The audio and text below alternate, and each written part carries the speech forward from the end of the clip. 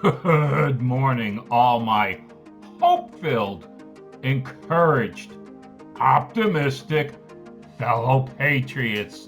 Let's take a good look at this story from The Guardian.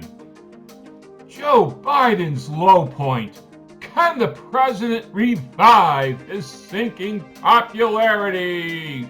Well, let's go over Biden's biggest blunders. Just three of them. Only one of which is mentioned in this story. His biggest blunder, his biggest problem, inflation. Well, Uncle Joe has been in politics his entire adult life. All he knows how to do is give away money to people that don't deserve it. Not his own money either. Mine and yours. Our tax money.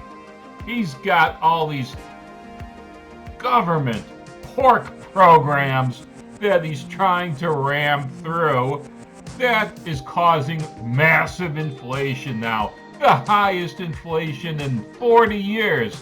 And that makes it the highest inflation that most of us have ever seen. That is the biggest problem. It's the economy, stupid. Since you can't do anything about it because all you've known how to do is suck at the government teat, well, you can't fix it, can you?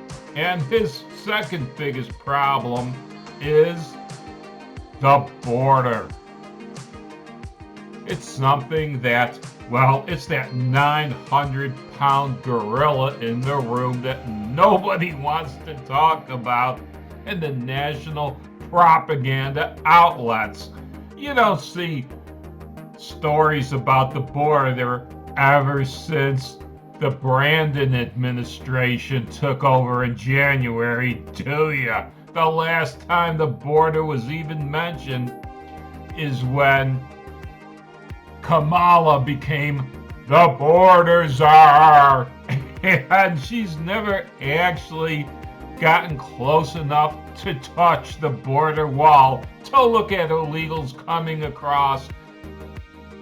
If the best the Brandon administration can do is assign a border czar that's going to, well, ignore the border, well, that's a huge failure.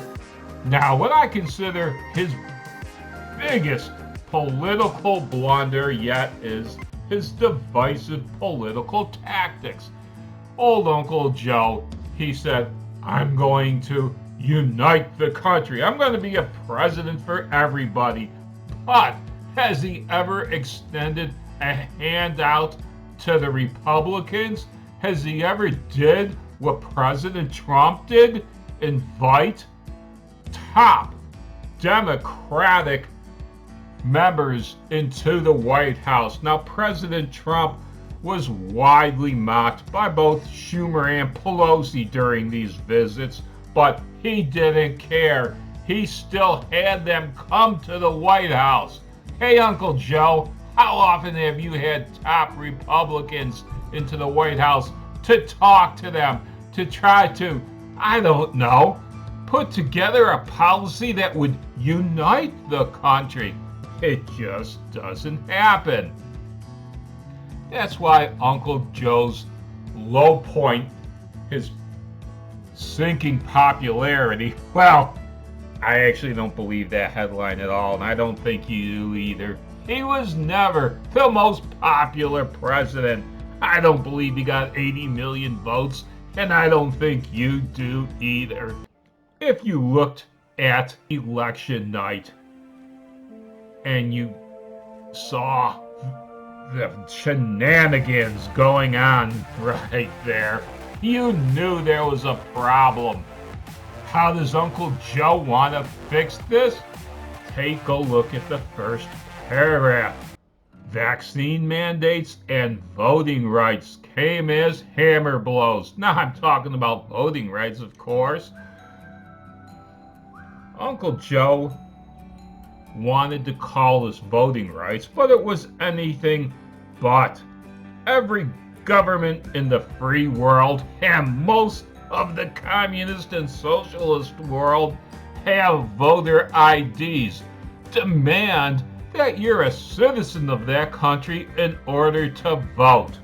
The United States, though, would have illegals voting. Well, they do have illegals voting in some city and state elections right now, and if they had it their way, they'd have illegal aliens voting in national elections. So if you somehow manage to sneak across the border in the middle of the night, and you're here illegally, and you're constantly fearing that knock on the door by ICE, the Socialist Democrats, headed by Joe Biden, want you to vote. That's what they call voter rights. They want to give votes to the illegals. Now, here's the thing. I don't want any person that is not a citizen of the United States voting in any election. I don't want them voting for dog catcher in a local county election, let alone president of the United States. If you have shenanigan voting, you'll wind up with a presidential administration, well, like the Brandon administration. Somebody that would have every employer in the United States mandating that their employees get 2 or 3 doses of the jab before they're allowed to work. Way to go, Brandon. So, like I said at the beginning, I am hope-filled, encouraged, and optimistic about 2022. Later on in this story, it mentions that Uncle Joe's popularity has sunk to 33%, and it hasn't found the bottom yet.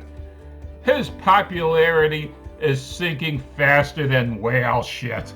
It is sinking so bad that this article also mentions the possibility of him being replaced in 2024 by, among other people, they bring up old Hill Dog again. Because they mention that it's not looking too good later on in this year. This article says that the Republicans are poised to take over both houses, the Senate and the House. Uncle Joe hasn't been able to get anything done with both the House and the Senate supposedly in his pocket. They're supposed to be working together, but, well, he has got zip done.